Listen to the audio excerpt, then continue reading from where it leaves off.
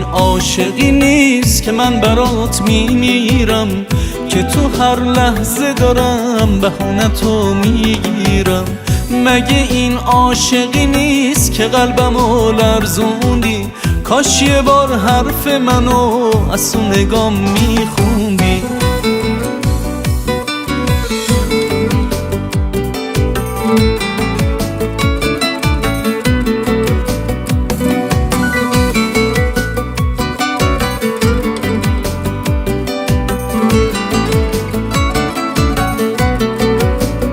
تب تند خواستن خورشید تابستونه، عشق تو هر جا باشم تو قلب من میمونه.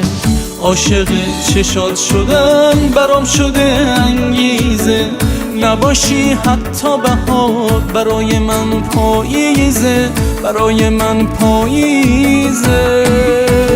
مگه این عاشقی نیست که من برات میمیرم، که تو هر لحظه دارم بهونه تو میگیرم. مگه این عاشقی نیست که قلبمو لرزوندی، کاش یه بار حرف منو از تو چشام میخوندی.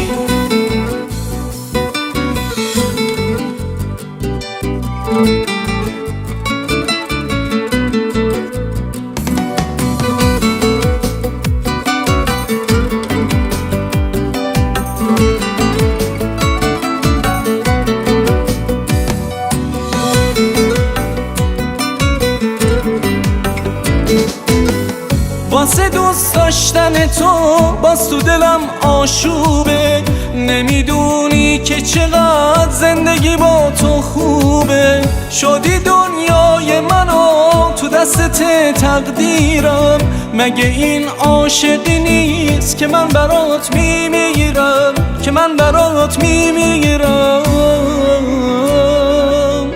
مگه این عاشقی نیست که من برات میمیرم، که تو هر لحظه دارم بهونه تو میگیرم. مگه این عاشقی نیست که قلبمو لرزوندی، کاش یه بار حرف منو از تو نگام میخوندی.